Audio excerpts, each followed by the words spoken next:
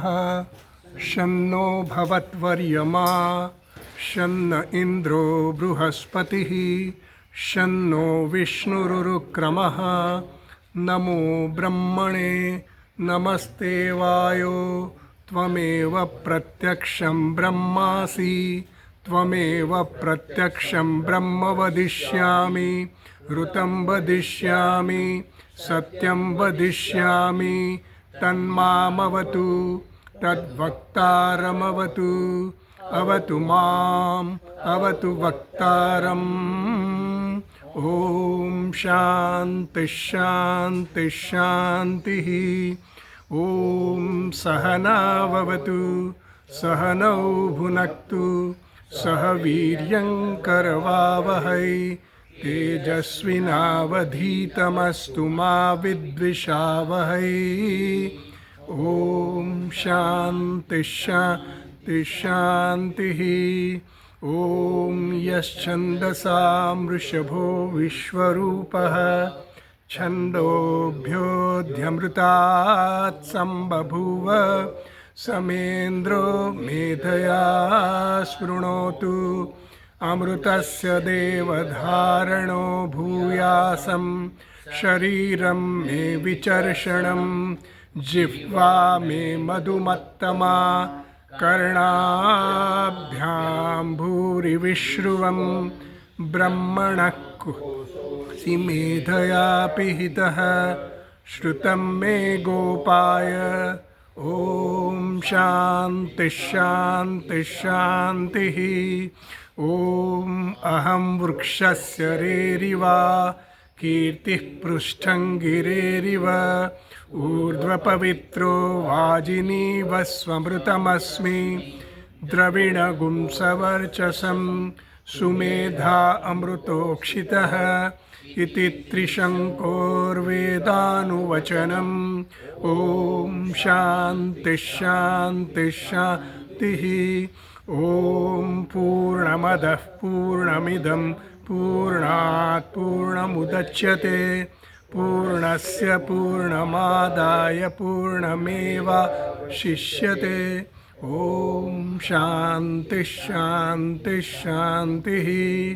ॐ आप्यायन्तु ममाङ्गानि वाक्प्राणश्चक्षुश्रोत्रमथो बलमिन्द्रियाणि च सर्वाणि सर्वं ब्रह्मोपनिषदं माहं ब्रह्म निराकुर्याम् मा ब्रह्म निराकरोत् अनिराकरणमस्त्वनिराकरणं मे अस्तु तदात्मनि निरते उपनिषत्सु धर्मास्ते मयि सन्तु ते मयि सन्तु।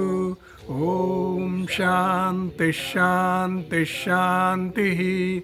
ॐ वाङ् मे मनसि प्रतिष्ठिता मनो मे वाचि प्रतिष्ठितम् आविराविर्म एधि वेदस्य मआणीस्थः श्रुतं मे मा प्रहासीः अनेनाधीतेन अहोरात्रान् सन्दधामि ऋतं वदिष्यामि सत्यं वदिष्यामि तन्मामवतु तद्वक्तारमवतु अवतु माम् अवतु वक्तारमवतु वक्तारम्। ॐ शान्तिः शान्तिः शान्तिः। ॐ भद्रन्नो अपि वातय मनः। ॐ शान्तिः शान्तिः शान्तिः। ॐ भद्रं कर्णेभिः शृणुयाम देवाः भद्रं पश्येमाक्षभिर्यजत्राः स्थिरैरङ्गैस्तुष्टुवागुंसस्तनूभिः व्यशेम देवहितं यदायुः स्वस्ति न इन्द्रो वृद्धश्रवाः स्वस्ति नः पूषा विश्ववेदाः स्वस्ति नस्तार्क्ष्यो अरिष्टनेमिः स्वस्ति नो बृहस्पतिर्दधातु। ॐ शान्तिः शान्तिः। ॐ यो ब्रह्माणं विदधाति पूर्वं यो वै वेदांश्च प्रहिणोति तस्मै तं देवमात्मबुद्धिप्रकाशं मुमुक्षुर्वै शरणमहं प्रपद्ये। ॐ शान्तिः शान्तिः शान्तिः। ॐ नमो ब्रह्मादिभ्यो ब्रह्मविद्यासम्प्रदायकर्तृभ्यो वंशर्षिभ्यो महद्भ्यो नमो गुरुभ्यः। सर्वोपप्लवरहितः प्रज्ञानघनः प्रत्यगर्थो ब्रह्मैवाहमस्मि ब्रह्मैवाहमस्मि। ॐ नारायणं पद्मभवं वसिष्ठं शक्तिं च तत्पुत्रपराशरं च व्यासं शुकं गौडपदं महान्तं गोविन्दयोगीन्द्रमथास्य शिष्यं श्रीशङ्कराचार्यमथास्य पद्मपादं च हस्तमलकं च शिष्यं तन्तोटकं वार्तिककारमन्यान् अस्मद्गुरून् सन्ततमानतोऽस्मि। श्रुतिस्मृतिपुराणानाम् आलयं करुणालयं नमामि भगवत्पादं शङ्करं लोकशङ्करं शङ्करं शङ्कराचार्यं केशवं बादरायणं सूत्रभाष्यकृतौ वन्दे भगवन्तौ पुनः पुनः। ईश्वरो गुरुरात्मेति मूर्तिभेदविभागिने व्योमवद्व्याप्तदेहाय दक्षिणामूर्तये नमः। ॐ ईशावास्यमिदं सर्वं यत्किञ्च जगत्यां जगत् तेन त्यक्तेन भुञ्जीथाः मा गृधः कस्य स्विद्धनं कुर्वन्नेवेह कर्माणि जिजीविषेच्छतं समाः। एवं त्वयि नान्यथेतोऽस्ति न कर्म लिप्यते नरे।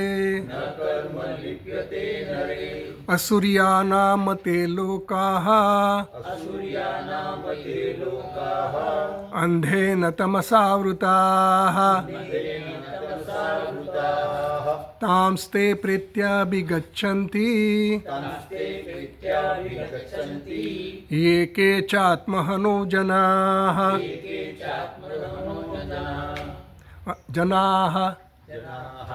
अनेजदेकं मनसो जवीयः नैनद्देवा आप्नुवन् पूर्वमर्षत् तद्धावतोऽन्यानत्येति तिष्ठत्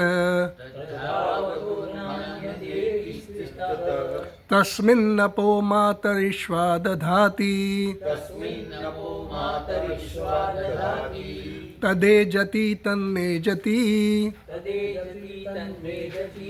तद्दूरे तद्वन्तिके तदन्तरस्य सर्वस्य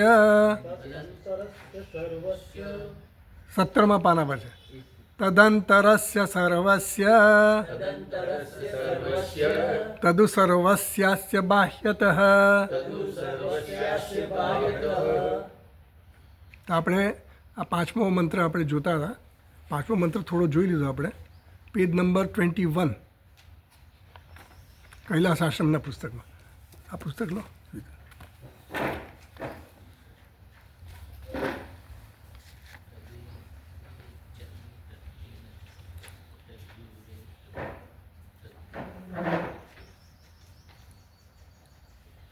ભાષ્યમાં કહ્યું ભગવાન ભાષ્યકારે 21 નંબરના પાના પર કૈલાસ આશ્રમમાં તદાત્મતત્વમ યત પ્રકૃતમ તદ એજતિ ચલતિ તદેવ ચ ન એજતિ સ્વતઃ નૈવ ચલતિ.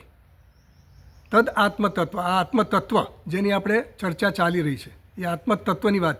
આજે આપણે જે મંત્ર કહ્યો ને ચોથો મંત્ર અને પાંચમો મંત્ર અનેજદેકમ જે કીધું અને દેકમ મનસો જવીય નૈને દેવા આપનું પૂર્વ મર્ષત, એ જે મંત્ર અને આ મંત્ર એમાં શું બતાવે છે આપણને મેઇન છે એ આત્માના લક્ષણ બતાવે છે. આપણે આત્માનું ધ્યાન કરવું હોય, કારણ કે અસુર્યા નામ તે લોકા કહ્યું ને આગળના શ્લોકમાં, એમાં જે કહ્યું મંત્રમાં કે અસુર્યા નામ તે લોકો એટલે જે આત્મઘાતી લોકો છે, કે જેમાં દ્વૈત બુદ્ધિ છે, જે કર્મમાં જ નિષ્ઠ છે, એટલે કર્મને જ મોક્ષનું સાધન માને છે. પુરુષાર્થ એનો જીવનનો પુરુષાર્થ કર્મ છે, અને કર્મ દ્વારા સ્વર્ગની પ્રાપ્તિ, એટલે સ્વર્ગ એ જ મોક્ષ છે, એવું એ લોકોનું માનવું છે. એટલે એના માટે અસુર્યા નામ તે લોકા કીધું. એ લોકો જે એમાં દેવતાઓ પણ એમાં આવી ગયા, જે સ્વર્ગલોકના દેવતાઓ છે એ પણ એ અસુર લોકો પ્રાપ્ત કરે છે એવું કહ્યું, કારણ કે એ લોકોમાં ભોગ બુદ્ધિ છે, હજી ભેદ બુદ્ધિ છે. એટલે એ લોકોમાં કર્તૃત્વ અને ભોક્તૃત્વ છે હજી. એટલે જ્યાં સુધી કર્તૃત્વ અને ભોક્તૃત્વ હોય ત્યાં સુધી તમારે આ સંસારમાં રહેવું જ પડે. મુક્તિ કોને કહેવાય? સંસારમાંથી મુક્તિ. સંસારમાંથી મુક્તિ એટલે આપણે શું કીધું કે કર્તૃત્વ અને ભોક્તૃત્વમાંથી મુક્તિ. કારણ કે આત્માનો સ્વભાવ કેવો છે? અકર્તા છે, અભોગતા છે, અવિકારી છે. શુદ્ધમ અપાપ વિદ્ધમ કહ્યો ને, આત્મા કેવો છે? શુદ્ધ છે, પાપથી રહિત છે, એક છે. પછી કેવો છે? સર્વગત છે, બધે જ વ્યાપ્ત છે. એટલે આ આત્મા કેવો છે એ આપણને ઉપોદ્ઘાત ભાષ્યમાં સમજાવ્યું બધું. અને અનાત્મા કેવા છે? તો અનાત્મા તો અનેક છે, વિકારી છે, એમાં બધા વિકારો આવેલ, જે ષડ વિકાર કહ્યા ને, જન્મ અસ્થિ ભાતિ વર્ધતે, અસ્થિ જાયતે વર્ધતે, વિપરિણામતે અપક્ષીયતે અને વિનશ્યતે. એ જે ષડ વિકારો છે એ આ બધા અનાત્માના ગુણો છે. હા, એ અનાત્માના ગુણો છે, લક્ષણો છે. જ્યારે આત્માના લક્ષણો કેવા છે એ હવે આપણને આમાં કહ્યું. એટલે આપણે પહેલો જે ચોથો મંત્ર વાંચ્યો ને, અનેજત એકમ મનસો જ અનેજત એટલે એ ચલન રહિત છે, અડગ છે. એ બધું જે આપણે ડિસ્કશન કરી નાખ્યું. હવે એ જ વસ્તુની ચર્ચા ફરીવાર કરે છે. એટલે આ પુનરુક્તિ દોષ નથી અહીંયા એવું કીધું આપણને ભાષ્યકારે. એટલે એમણે કહ્યું કે મંત્રાણામ જામિતા નાસ્તિ. આ મંત્રો જે હોય એનામાં આળસ હોતી નથી, પુનરુક્તિ દોષ કહેવાય. કોઈ પણ વસ્તુ તમે વારંવાર કહો ને એટલે પુનરુક્તિ દોષ કહેવાય. કે એકની એક વસ્તુ કહો છે, હવે તમારી પાસે કંઈ આગળ કંઈ કહેવાનું નથી એટલે તમે કહો છો, તમારી પાસે કોઈ આગળ કંઈ સમજાવવાનું માટેની કંઈ બીજી વસ્તુ નથી, એટલે એ દોષ કહેવાય. એટલે ભાષ્યકાર સમજાવે છે કે આ મંત્રો જે છે, મંત્રોમાં આળસ નથી. એટલે શું કે મંત્રો આ રિપીટ કરે છે જે આગળના મંત્રમાં કહ્યું એ જ વસ્તુ આ મંત્રમાં કહેવા માગે છે.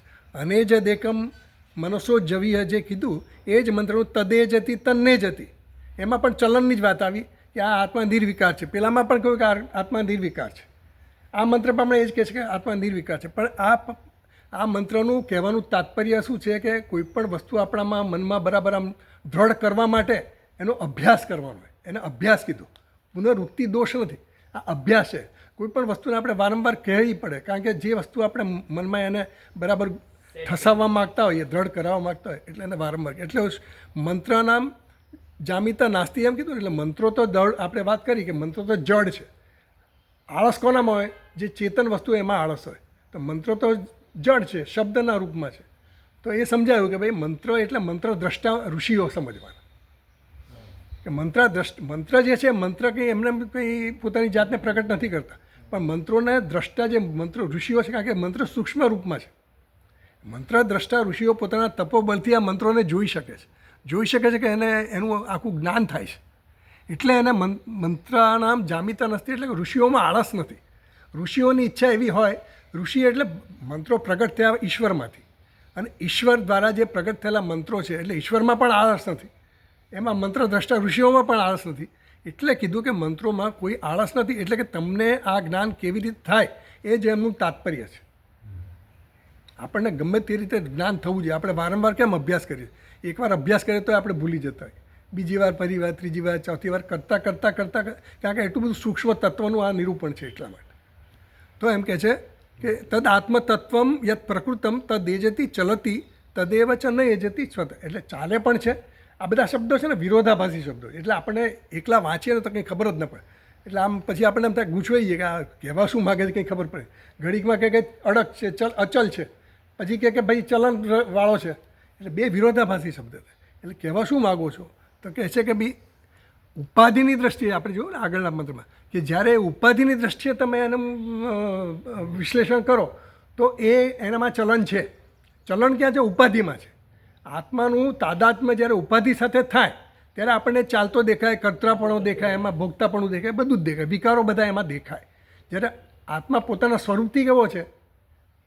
અકર્તા છે, નિર્વિકાર છે, અભોગતા છે, બધું એમાં એમાં એ કોઈ ગુણો આવતા નથી. એ નિર્વિશેષ છે, નિર્વિકાર છે, એમાં કોઈ વિકાર નથી. એટલે આપણને સમજાયું કે ભાઈ ચલતી એ કઈ રીતે ચાલતી છે, ચલન કરે છે, કઈ રીતે કરે છે? ઉપાધિની દ્રષ્ટિએ ચલન કરતો દેખાય છે અને આપણે અનુભવ કરીએ છીએ કે હું ચાલું છું. આપણે આત્માને હું જ કહીએ છીએ, બરાબર? હું એટલે આત્મા.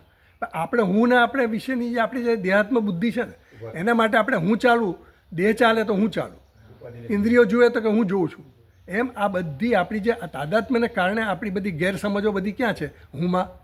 એટલે આપણને ઉપનિષદ સમજાવે છે કે હુંનું સાચું સ્વરૂપ શું છે.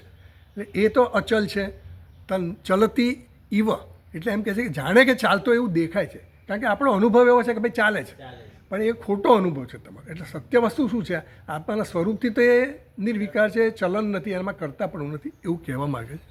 એટલે સ્વતઃ અચલમ એવ સત ચલતી ઇવ ઇત્યર્થ ભાષ્યમાં કહ્યું.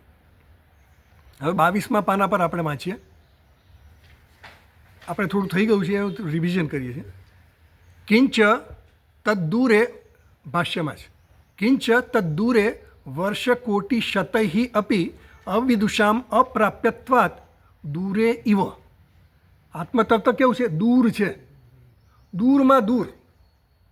દૂર છે એટલે શું? ભાઈ હું તો મારો આત્મા છે એમ કહું છું, અને પાછો દૂર છે, એટલે બરાબર વિરોધાભાસ લાગે આપણને. એટલે કે દૂરે ઇવ, જાણે કે દૂર છે એવો. એટલે જાણે કે ચાવીનો જુડો આપણા અહીંયા ખોસેલો હોય, કે ખિસ્સામાં પડ્યો હોય, કે ગળામાં હાર હોય, અને આપણે શોધીએ કે મારી માળા ક્યાં ગઈ, મારે માળા ક્યાં ગઈ, મારી માળા ક્યાં ગઈ, આપણે ભૂલી જઈએ. એટલે દૂર છે. દસમાને માટે દસમો દૂર છે. કેમ દૂર છે? જ્યાં સુધી એ મળ્યો નથી ત્યાં સુધી દૂર છે. એટલે એની શોધ ક્યાં ચાલે? બધે બહાર ચાલે. ડોશીમાની સોયની વાત ખબર છે ને? પેલી ડોશીમાની સોય, હા, ડોશીમાની સોય ઝૂંપડીમાં ડોશીમાં કંઈક પરોવતા હતા, સીવતા હતા, અને સીવીને સીવતા સીવતા પેલી સોય પરોવતા સોય પડી ગઈ ઝૂંપડીમાં. ઝૂંપડીમાં અંધારું થઈ ગયું. ડોશીમાં સોય શોધ્યા કરે, બિચારા કંઈ મળે. પછી બહાર જોડો ત્યાં શોધવા માંડ્યા કે કદાચ અહીંયા હોય. એટલે પેલા શોધતા શોધતા બિચારા થાકી ગયા. તો પેલો છોકરો પસાર થતો ને એને કહે કે માજી તમે શું શોધી રહ્યા છો, આમ આમ કરીને શોધો છો? તો કે દીકરા મારી સોય પડી ગઈ ને એ શોધું છું. તો કે ક્યાં પડી ગઈ? તો કે એ પડી ગઈ ઝૂંપડીમાં. તો કે તો અહીંયા કેમ શોધો? તો કે ત્યાં અંધારું છે, અહીંયા અજવાળું છે. એમ આપણે સુખ ક્યાં શોધીએ છીએ? બહાર શોધીએ છીએ. આપણું સ્વરૂપ સુખ છે એ આપણને ખબર નથી. કોઈ કહે, કોઈ ગુરુજી કહે કે કોઈ આચાર્ય કહે, ત્યારે આપણને ખબર પડે કે સુખ તો તારું સ્વરૂપ છે. એમ એટલે જ્યાં સુધી સોયને પહેલાં માતાજીએ શોધી, ડોશીમાં શોધી નહોતી, ત્યાં સુધી એના માટે દૂર હતી. એમ આપણા માટે પણ આત્મા જ્યાં સુધી આપણે જાણ્યો નથી ને ત્યાં સુધી આપણા માટે કેવો છે? દૂર છે. એટલે અજ્ઞાનીની દ્રષ્ટિએ દૂર છે. એટલે દસમાને જ્યાં સુધી શોધે છે એને તો એમ જ છે કે દસમો ખોવાઈ ગયો, એટલે બહાર જ શોધે છે, એની શોધ બહાર. પણ કોઈક વડીલ આવે, કોઈક આચાર્ય, કોઈ પણ ત્રાહિત વ્યક્તિ આવે અને એને કહે કે ભાઈ દસમો ખોવાયો નથી, તું જ દસમો છે, કઈ રીતે ગણતરી કરી, આ તે બધું સમજાવે, પછી એને ખબર પડે. એમ તારી ગેરસમજ જ્યાં છે એ સમજાવે છે. એટલે દૂર જેવો લાગે છે કેવો સ્વરૂપથી? તો આત્મા કેવો છે? નિર્વિકાર છે, સ્થિર જ છે, સ્થાયી જ છે, અચલ છે. તદ ઉઅંતિકે ઇતિ તચ્છેદ. એટલે તદ્વંતિકે જે છે ને શબ્દ મંત્રમાં, એમાં ભાષ્યકાર એનો તદ્વંતિકે છે ને એ વ કેવી રીતે આવ્યો એ સમજાય. તદ વ અંતિકે, તદુ અંતિકે છે ને, તદુ અંતિકે, એનું તદ્વંતિકે કર્યું તો ઉનો વ થઈ જાય છે. એ આપણે ગયા વખતે જોયેલું, હવે એની ચર્ચા નહીં કરી આપણે. એ શું છે કે પાણીનીના સૂત્રો પ્રમાણે એ ઉનો વ થઈ જાય છે, કારણ કે તદ ઉ ખરેખર ત્યાં ઉ છે. તદ્વંતિકે જે છે ને એમાં વની જગ્યાએ ઉ છે, મૂળ શબ્દ ઉ છે, એ ઉ નિપાત છે, અવ્યય છે, અને ઉની જગ્યાએ વ થઈ ગયો. કેવી રીતે થયો? એ પાણીના સૂત્ર પ્રમાણે આપણે જોયું. તો તદ્વંતિકે સમીપે અત્યંતમ એવ વિદુષામ આત્મત્વાત ન કેવલમ દૂરે અંતિકે ચ. એટલે કહે છે તદ્દુ અંતિકે સમીપે. અંતિકે એટલે સમીપમાં, સમીપ, નિકટવર્તી છે. આત્મા કેવો છે? મારો આપા છે, મારો અંતરયામી છે. એ અંતરયામી રહીને મારું સમગ્ર મારા દેહાત્મ બુદ્ધિનું, દેહાત્મ સંઘાતનું શું કરે છે? નિયંત્રણ કરે છે. એ છે ચેતન. આત્મા એટલે ચેતન તત્વ. એ ચેતન તત્વ છે ત્યારે આ શરીર બધા કાર્યો કરી શકે. ઇન્દ્રિયો કાર્ય કરી શકે. કાર્યકરણ સંઘાત જે કંઈ પણ કરી શકે છે એ તત્વ છે ત્યાં સુધી કરી શકે છે. એટલે કહે છે અંતરતમ છે, સમીપમાં સમીપ છે. તો કેવો છે? ન કેવલમ દૂરે. આપણે આગળના વાક્યમાં એવું કીધું કે તદ દૂરે. હવે કહે છે તદ અંતિકે, નજીકમાં નજીક છે. તો દૂર પણ છે અને નજીક પણ છે. જેમ પેલી ઉપાધિની દૃષ્ટિએ જોયું ને કે ચાલતો છે અને નથી પણ ચાલતો, એમ દૂર પણ એવી રીતે જ છે. દૂર કેવી રીતે? જ્યાં સુધી અજ્ઞાન છે ત્યાં સુધી દૂર છે. જ્યારે જ્ઞાન થઈ જાય ત્યારે નજીકમાં નજીક છે, મારો પોતાનો જ છે. મને ખબર પડે ક્યારે? જ્યારે કંઈક આપણને કંઈક ગુરુજી સમજાવે કે ભાઈ તું જ્યાં શોધે છે ત્યાં નથી, એ વસ્તુ ક્યાં છે? તારો આત્મા છે, તારું સ્વરૂપ જ છે. અને સ્વરૂપનું આપણને જ્ઞાન ક્યારે થાય? જ્યારે આપણે અભ્યાસ કરીએ, આ બધું વારંવાર સાંભળીએ અને આપણું જે બહિર્મુખતા છે એ અંતર્મુખ થાય ત્યારે. આપણું જે મન છે ને એ બહિર્મુખ છે, બહારના વિષયો. પરાંચિકાની વ્યતૃણ સ્વયંભૂ તસ્માત પરાન પશ્યતિ નાંતર આત્માન. પોતાના આત્મા તરફ એનું ધ્યાન જતું જ નથી, કારણ કે ઇન્દ્રિયો બધી કઈ છે? બહિર્મુખ છે. એટલે બહારના વિષયો તરફ જ એની નજર છે. એ શોધે છે તો સુખને જ, પણ એને એમ છે કે સુખ ત્યાં છે. તો એ જે સુખ જે છે એ મારું સ્વરૂપ છે. એ એમ કહ્યું કે ભાઈ એ તો તારું સ્વરૂપ છે. તો એના માટે કહ્યું કે અંતિકે એટલે અંતરતમ છે એ આત્મતત્વ. તો તદ અંતિકે ચ. આટલે સુધી આપણે કરેલું મારે ગલતી ગયા વખતે. અરવિંદભાઈ બરાબર ને? ત્યાં સુધી કરેલું. તો હવે આગળ વાંચીએ આપણે ભાષ્ય 22મા પાના પર જ. તદંતરભ્યંતરે અસ્ય સર્વસ્ય ય આત્મા સર્વાંતરઃ ઇતિ શ્રુતેઃ તદંતર અભ્યંતરે અસ્ય સર્વસ્ય. અસ્ય સર્વસ્ય તદ અસ્ય સર્વસ્ય અંતર. અંતર એટલે કે અંતઃ. એ બધાની અંદર છે. સર્વસ્ય, આ જે કંઈ દેખાય. સર્વસ્ય એટલે શું? આપણને સર્વસ્ય એટલે આ ઈદમમાં આવી જાય. આખું જગત છે, નામ રૂપાત્મક જગત, એ ઈદમમાં આવી ગયું એટલે સર્વમાં આવી ગયું. આ જે કંઈ દેખાય છે સર્વમાં હું પણ આવી ગયો, આ શરીર પણ આવી ગયું. આ સર્વ જે કંઈ પણ છે કેવું છે? અંતર છે, અંતર છે, અંતરતમ છે. સર્વસ્ય અંત. આ તત્વ જે આત્મતત્વ છે એ બધાની અંદર છે. દરેક નામરૂપ જગત જે છે, નામરૂપાત્મક જગત, એની અંતર છે એવું કહ્યું. ખાલી મારી જ અંદર છે એવું નહીં, સર્વ જગતની અંદર છે. પછી કહે છે ય આત્મા સર્વ. આવું તમે લાવ્યા ક્યાંથી? તમે કહો એટલે અમે માનીએ કેવી રીતે? ઉપનિષદમાં ભાષ્યકારે કહ્યું કે તદ અંતર અભ્યંતરે અસ્ય સર્વસ્ય. અંતરમાં અંતરતમ છે એ તમે લાવ્યા ક્યાંથી? એટલે એનો ઉદ્ધૃત કરે છે બૃહદારણ્યકનો. ય આત્મા સર્વાંતર. આ આત્મા કેવો છે? સર્વાંતર છે. સર્વાંતર એટલે બધાની અંદર છે, અંદર, ઇનર મોસ્ટ જે કહીએ ને એમ. તો કે એ ક્યાંથી લાવ્યા હતા? કે બૃહદારણ્યક ઉપનિષદમાં એવો સંવાદ આવે છે યાજ્ઞવલ્ક્ય ઋષિ અને ના, મૈત્રીનો નથી આવતો. આ સંવાદ આવે છે ઉદ્દાલકનો આવે છે અને કહોલનો આવે છે મારે. એમાં યાજ્ઞવલ્ક્ય ઋષિને બધા પ્રશ્નો કરે છે. બધા જુદા જુદા વિદ્વાનો બધા આવ્યા હોય છે ને, એમાં બધો શાસ્ત્રાર્થ થતો હોય. જનક રાજાની સભામાં બધા બ્રાહ્મણો, એમાંથી શ્રેષ્ઠ વિદ્વાન કોણ છે, શ્રેષ્ઠ બ્રહ્મ જ્ઞાની કોણ છે, એની ચર્ચા થાય છે. ગાર્ગી પ્રશ્ન ઘણા બધા કરે છે. એક તો પહેલાં કહોલ કરે છે, પછી આર્તભાગ કરે છે, પછી ભુજ્યુ કરે છે,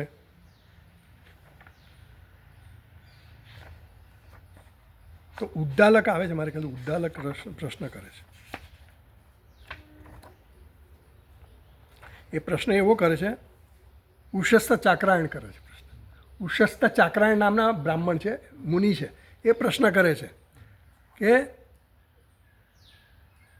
યાજ્ઞવલ્ક્યતિ હોવાચ યત સાક્ષાદ અપરોક્ષાદ બ્રહ્મ ય આત્મા સર્વાંતરઃ તન્મે વ્યાચક્ષ્વ. હે યાજ્ઞવલ્ક્ય, તમે મને આ જે સાક્ષાત અપરોક્ષ બ્રહ્મ છે, જે સર્વની અંતરતમ છે, એનું મને જ્ઞાન આપો, એવું કહે છે. એટલે એ ત્યાંથી આ ચર્ચા આવી. એટલે એનું ઉદ્ધૃત કરે છે ભગવાન ભાષ્યકાર કે અહીંયા આત્મા સર્વાંતર ઇતિ શ્રુતે. આ શ્રુતિમાંથી આ આવે છે. ત્યાંથી અમે જોયેલું છે, ત્યાંથી અમે સમજેલા છીએ. એટલે આ આત્મા સર્વોની અંદરમાં અંદર છે. હવે આપણે અંદરમાં અંદર સમજીએ એટલે અંદર એટલે કેટલું અંદર? અંતરતમ ખરું, પણ અંદર એટલે આપણે સૂક્ષ્મમાં સૂક્ષ્મ કીધું. અંતરતમ એટલે આપણે સમજીએ કેવી રીતે? આપણે આપણી જે કોઈ પણ પદાર્થ નામ રૂપ છે તો આપણે હા એટલે ઉપાદાન અંતરતમ છે એટલે એટલું બધું સૂક્ષ્મ છે, એટલું બધું સૂક્ષ્મ છે કે એની નિકટમાં નિકટ એ પોતે જ છે, બીજું કંઈ છે જ નહીં. નામ રૂપાત્મક જગત જે છે એના નામ રૂપનું આપણે બાદ કરતા જઈએ, કારણમાં લાવતા જઈએ, કાર્યનો બાદ કરતા જઈએ કારણમાં. માટીમાંથી ઘડામાંથી માટી આવી, માટીમાંથી પછી પૃથ્વીમાંથી આવ્યું જળ, જળમાંથી આવ્યું અગ્નિ, અગ્નિમાંથી વાયુ, વાયુમાંથી આકાશ, આકાશમાંથી સત. એમ જેમ તમે એનો બાદ કરતા જાઓ અને સૂક્ષ્મ થતું જાય ને એ તત્વ, એમ જે છેલ્લામાં છેલ્લે અટકે ક્યાં? આત્મામાં જઈને અટકે. એવું આ આત્મામાં જઈને અટકે એવું સૂક્ષ્મ તત્વ છે. આત્મા કંઈ આપણી ઇન્દ્રિયોનો વિષય બનતો નથી, એ તો આપણે જોયું બધું. તો એ આ સર્વાંતર કહ્યું ને એના દ્વારા એવું કહેવા માગે છે કે આત્મ તત્વ કેવું છે? અંતરતમ છે. કઈ રીતે અંતરતમ છે? આકાશની જેમ અંતરતમ છે. એ આગળ કહે છે, આપણે આગળ વાંચીએ પહેલાં. અસ્ય સર્વસ્ય જગત નામરૂપ ક્રિયાત્મકસ્ય તદુ અપી સર્વસ્ય અસ્ય બાહ્યતઃ વ્યાપકત્વાત આકાશવત નિરતિશય સૂક્ષ્મત્વાત અંતઃ અસ્ય સર્વસ્ય જગત નામરૂપ ક્રિયાત્મકસ્ય. આ નામરૂપ ક્રિયાત્મક જગત છે. આ જગત કેવું છે? નામવાળું છે, રૂપવાળું છે અને ક્રિયાવાળું છે. દરેકનું એક નામ છે, દરેકની કંઈક ક્રિયા છે, કર્મ છે અને એનું રૂપ છે, એક ફોર્મ છે. તો આ જગત જે કંઈ છે એ નામ ક્રિયાત્મક છે, નામ રૂપ ક્રિયાત્મક. તદુ અપી સર્વસ્ય અસ્ય બાહ્યત, સર્વસ્ય જગત બાહ્યત વ્યાપકત્વ. આ કેવું છે? વ્યાપક પણ છે આ તત્વ. આની આગળની વાક્યમાં શું કીધું? અંતરતમ છે. એ જ તત્વ કેવું છે? બાહ્ય પણ છે, અતિ સૂક્ષ્મ છે અને બાહ્ય પણ છે. તો બાહ્ય કેવું છે? અતિશય સૂક્ષ્મત્વાદ અંતઃ. અને બાહ્ય કીધું સર્વવ્યાપી આકાશની જેમ. આકાશ કેવું છે? સર્વવ્યાપી છે. આકાશ ક્યાં છે? બહાર છે. તો એને આપણે બહાર કહીએ એટલે ઘડાની દ્રષ્ટિએ તો આકાશ બહાર છે ને અંદર. ઘડામાં આકાશ છે અને આકાશમાં ગળો છે, એટલે અંદર અને બહાર બે આવ્યું. આ ઘડાની જે દિવાલ છે ને એ એના ભાગ પાડે છે. આકાશમાં કોઈ ભાગ છે નહીં, પણ ઘડાની જે દિવાલ છે એ ઉપાધિ થઈ. અને જેમ આ દેહની અંદર અને દેહની બહાર આપણે કહીએ છીએ, એમ આત્મા દેહની અંદર પણ છે, દેહની બહાર પણ છે. એટલે આ ઉપાધિની દ્રષ્ટિએ જ અંદર અને બહાર છે. ગતિની પણ દ્રષ્ટિએ કઈ છે? ઉપાધિની દ્રષ્ટિએ જ ગતિ છે, ઉપાધિની દ્રષ્ટિએ જ એમાં નિશ્ચલતા છે. એટલે જે વિરોધાભાસી, ગતિ એટલે ચલન અને ગતિ રહિત એટલે અચલ, નિશ્ચલ. બરાબર? એટલે તત્વ કેવું છે? નિશ્ચલ છે, નિર્વિકાર. વિકાર ક્યાં છે? બધા ઉપાધિમાં વિકાર છે. ભાગ ક્યાં પડે છે? બધા ઉપાધિમાં ભાગ પડે. નામરૂપ અનેક દેખાય છે. આત્મા કેવો છે? એક જ છે. બ્રહ્મ કેવું છે? એક જ છે. પણ આપણને જગત કેવું દેખાય છે? અનેકતા દેખાય છે. દરેક દેહમાં આપણને અનેકતા દેખાય, ચૈતન્ય દરેકમાં અલગ અલગ દેખાય આપણને. વીજળી કેવી છે? એક જ છે.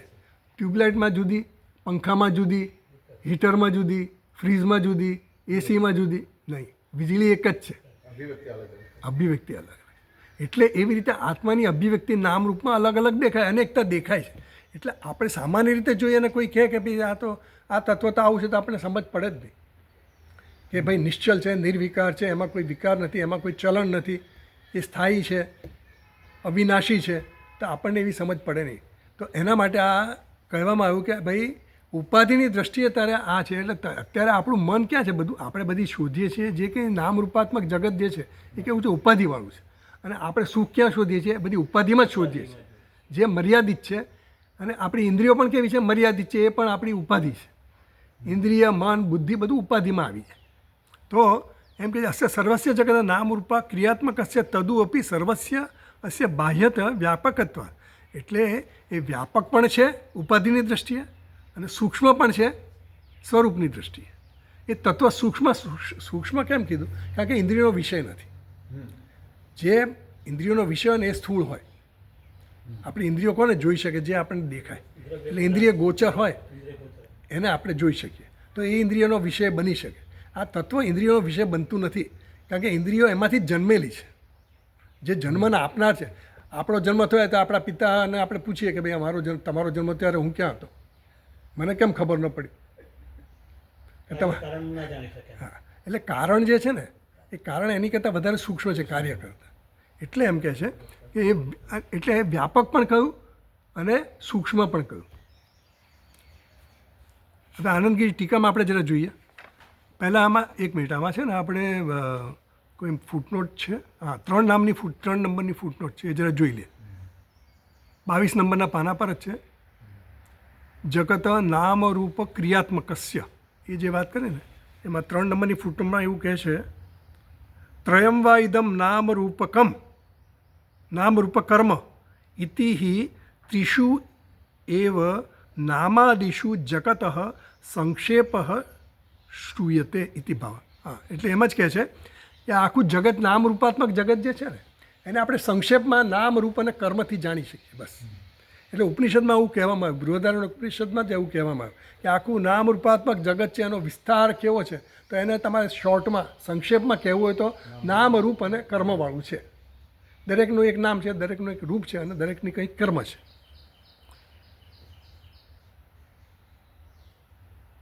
પછી 4 નંબરની ફૂટનોટ છે, જો 4 નંબરની ફૂટનોટ છે વ્યાપકત્વ ભાષ્યમાં આકાશવત નિરતિશય સૂક્ષ્મત્વાદ. હા, એ વ્યાપકત્વાદ આકાશવત, એટલે એમાં આકાશવત સમજાવે છે કે સૂક્ષ્મત્વેન વ્યાપકત્વેન ચ હેતુના ઉભયત્ર દૃષ્ટાંત. એટલે આકાશ બંને માટેનું દૃષ્ટાંત છે, સૂક્ષ્મતા માટેનું પણ દૃષ્ટાંત છે અને વ્યાપકતા માટેનું પણ દૃષ્ટાંત છે. એટલે આકાશ જેમ પેલું ઘડાની અંદર પણ છે, ઘડાની બહાર પણ છે. એટલે બાહ્ય એટલે આપણને બહાર એટલે આમ બહાર લાગે અને અંદર એટલે અંદર લાગે, એટલે બે વિરોધાભાસી લાગે. બહાર અને આપણે મનમાં વિચાર કરીએ, આત્માનો લક્ષણ આપ્યા કે અચળ છે, એ ચાલતું પણ નથી ને ચાલે પણ છે, અંદર પણ છે અને બહાર પણ, એવું વિચાર કરીએ તો આપણે ગૂંચવાડા જ થાય ને. આપણે શું સમજવું? મન આપણું ક્યાં ટકે? કંઈ ટકે જ નહીં. એટલે કહે છે કે સંક્ષેપમાં આ રીતે કહ્યું, એની પાછળનો હેતુ શું છે કે અંદર અને બહાર તો ખાલી એક ખ્યાલ છે. આકાશને તો આપણે કહીએ કે ભાઈ અંદર અને બહાર છે ઘડાની, પણ આ આત્મતત્વ તો ક્યાં છે? આકાશમાં પણ એ રહેલું છે અને આકાશથી પણ પર છે એ તત્વ. એટલે એને આકાશથી પણ તો નામ કર્મ, નામ રૂપ અને કર્મવાળું જે જગત છે એનાથી એ ખ્યાલથી પણ પર છે આકાશ, આત્મતત્વ. એટલે આ બધા ખ્યાલો છે. આપણે બહાર અને અંદર શું છે? ખ્યાલ છે. મારા દેહની બહાર કહું એટલે મારા દેહની બહાર એક ખ્યાલ છે આપણો, અંદર કહું એટલે ખ્યાલ છે. એમાં આ બધા ખ્યાલો છે. તો આ આત્મતત્વ તો બધા ખ્યાલોથી પર છે. અંદર બહારનો ખ્યાલ પણ નથી એમાં, સૂક્ષ્મ અને સ્થૂળ એવો પણ એમાં ખ્યાલ નથી. એટલે કોઈ ખ્યાલ, એટલે આકાશ, કારણ કે આ બધા ખ્યાલો છે ને એ બધા એનામાં વિશેષતા આપે છે. આકાશ તત્વ કેવું છે, અરે આત્મતત્વ કેવું છે? નિર્વિશેષ છે. એટલે એને સમજાવે છે કે આ ખ્યાલથી પર છે. હવે આનંદગીરી ટીકા જોઈએ આપણે. આનંદગીરી 21મા પાના પર છે, છેલ્લી લીટી આનંદગીરી ટીકામાં વ્યાપિત્વાદ છે. વાંચ્યું? મળ્યું?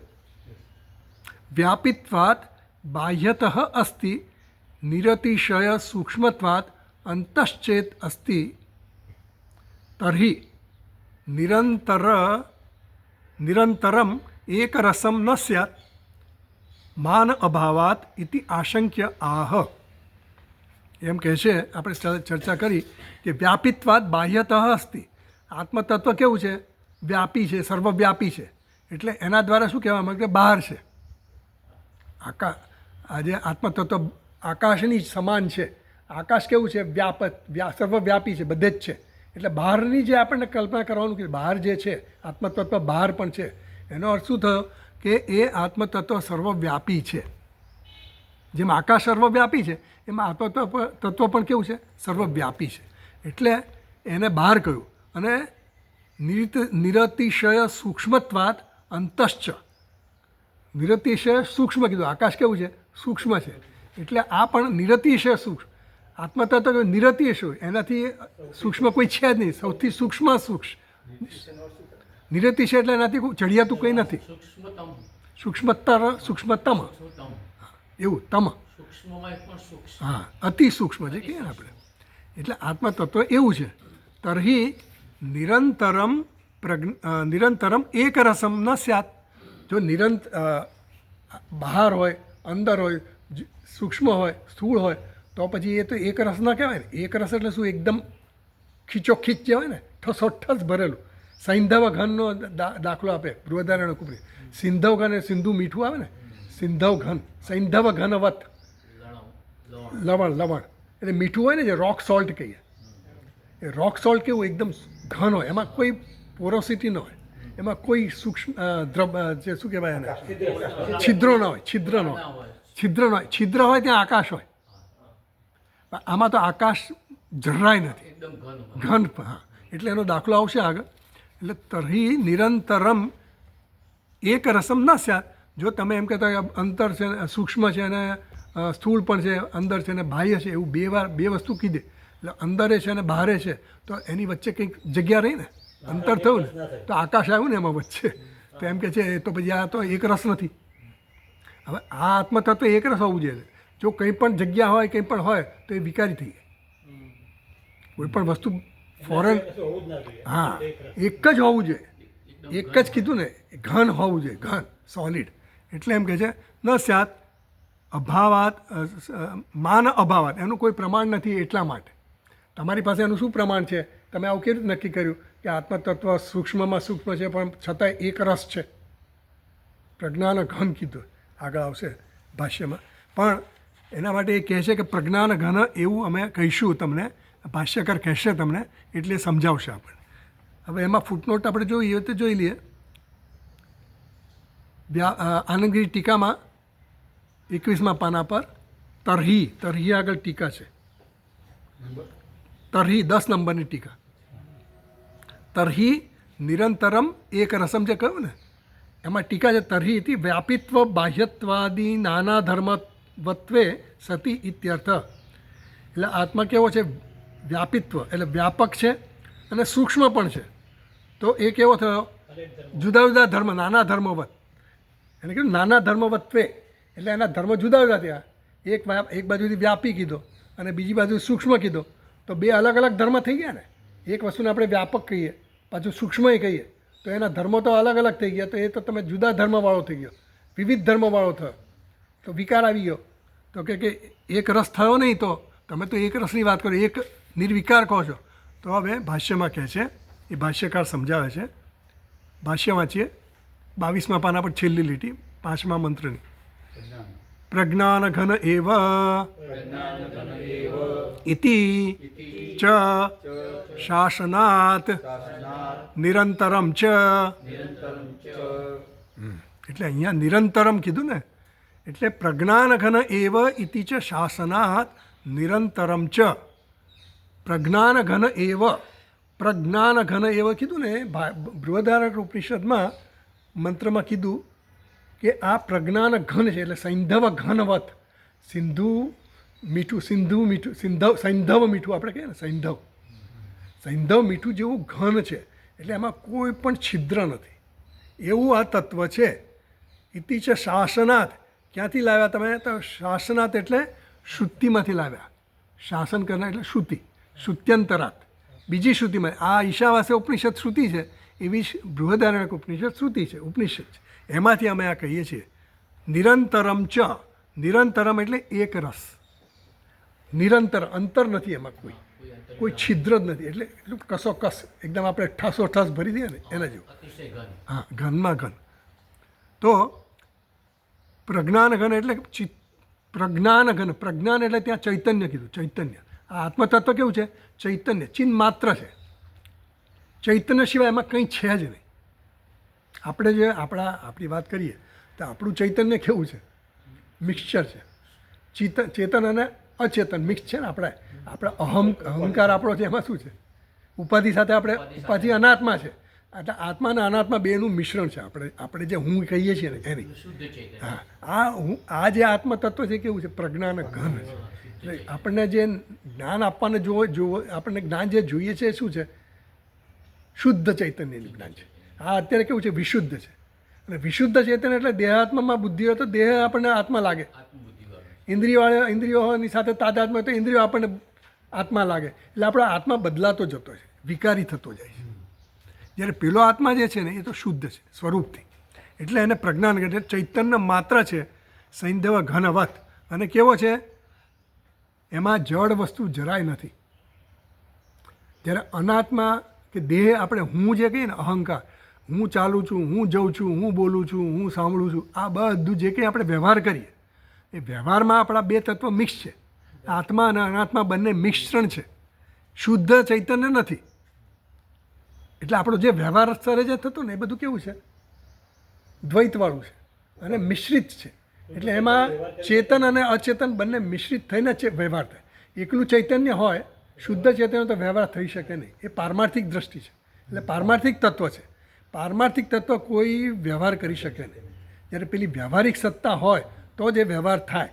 એટલે તાદાત્મ્ય જ્યારે કરે શરીર સાથે એ ચૈતન્ય, શુદ્ધ ચૈતન્ય, ત્યારે વ્યવહારેબલ થાય, વ્યવહાર કરતા થાય, વ્યવહાર શું કહેવાય, વ્યવહારું થઈ શકે.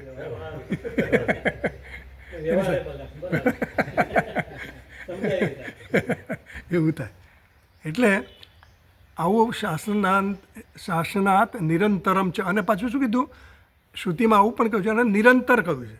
તો નિરંતરમાં જો 5 નંબરની ફૂટનોટ છે આમાં 22મા પાના પર, નિરંતરમ ચ વ્યાપિત્વ બાહ્યત્વાદિકમ સર્વમ ઉપાધિ દૃશા એવ ઉચ્યતે. એટલે ઉપાધિને ધ્યાનમાં રાખીને આ કહેવામાં આવ્યું.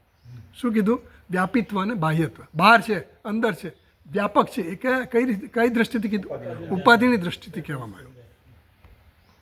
કથનચિત તત્વ પ્રબોધનાય વસ્તુતઃ પ્રજ્ઞાન ઘન માત્રમેવ. પોતાને વસ્તુતઃ તો સ્વરૂપથી તો કેવું છે, પ્રજ્ઞાન ઘન જ છે. ન તું નાના રૂપમ, વિવિધ રૂપવાળું નથી. આ તત્વ કેવું છે, પ્રજ્ઞાન ઘન જ છે, ચૈતન્ય માત્ર જ છે. એમાં જડ ચેતન આ બધું જે કંઈ છે એ બધું તો ખાલી શું છે, ઉપાધિઓ છે. એનામાં કોઈ જડતા પણ નથી અને કોઈ અહંકાર નથી, કોઈ તાદાત્મ્ય ક્યાંય એનું છે નહીં. ખરેખર તાદાત્મ્ય નથી શુદ્ધ ચૈતન્યમાં. આપણે તાદાત્મ્ય કરી નાખીએ એ વસ્તુ જુદી છે. આપણે અત્યારે જીવાત્મા જે છે એનું તાદાત્મ્ય છે, એટલે એ જીવ બની ગયો, શિવ થકી જીવ થયો. એ શું કામ થયો, ભાઈ એને આ બધા કર્મના ફળ ભોગવવા છે એટલા માટે થયો. એટલે એમ કહે છે કે વિવિધતા જે છે ને એ બધી ક્યાં છે, ઉપાધિની દ્રષ્ટિએ એને કીધું. બહાર અને અંદર પણ ક્યાં છે, ઉપાધિની દ્રષ્ટિએ કહેવામાં આવ્યું. સૂક્ષ્મતા અને સ્થૂળતા પણ ક્યાં છે, ઉપાધિની દ્રષ્ટિએ જ છે. આ શું છે, આપણે આત્માનું ચિંતન કરવા માટેના બધા મંત્રો છે. એટલે આપણે આત્માનું ચિંતન કરવું કેવી રીતે, એનું અનુસંધાન કરવું કેવી રીતે, એના માટે કીધું કે કારણ કે આપણે આત્મા વિશે ઘણી બધી ગેરસમજો. આપણે આત્માને ઇન્દ્રિયમાં કોઈ વાર તાદાત્મ્ય કરીએ, દેહમાં કરીએ, બાહ્ય જગતમાંય કરીએ, વસ્તુ ઉપર આપણે તાદાત્મ્ય કરી નાખીએ તો એ પણ મારી થઈ જાય. જ્યાં જ્યાં પણ તાદાત્મ્ય થાય એટલે પછી હું અને મારી થઈ જાય. એટલે એમ કહે છે કે આ તત્વની આવી રીતે તમારે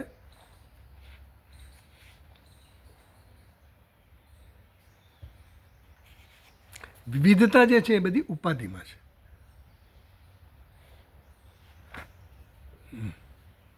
તો હવે આપણે આનંદગીરી ટીકામાં પછી ટીકા છે એ જરા જોઈ લઈએ. આપણે આનંદગીરી વાંચી ને, મેં વાંચી ખરી. પણ વ્યાપિત્વાદ બાહ્યતઃ અસ્તિ નિરતિશય સૂક્ષ્મત્વાદ અંતશ્ચેત અસ્તિ તર્હિ. એ આપણે તર્હિ જોયું ને, તર્હિ આપણે ફૂટનોટ જોઈ લીધી. તર્હિ 10 નંબરની ફૂટનોટ આપણે જોઈ લીધી. વ્યાપિત્વ બાહ્યત્વાદીના નાના ધર્મત્વાદ જે કહે ને કે આ અલગ વિવિધ ધર્મોવાળું છે આત્મતત્વ, એ ઉપાધિની દ્રષ્ટિએ છે. પોતાના સ્વરૂપની દ્રષ્ટિએ એમાં વિવિધ ધર્મો નથી, એ આપણે જોઈ લીધી.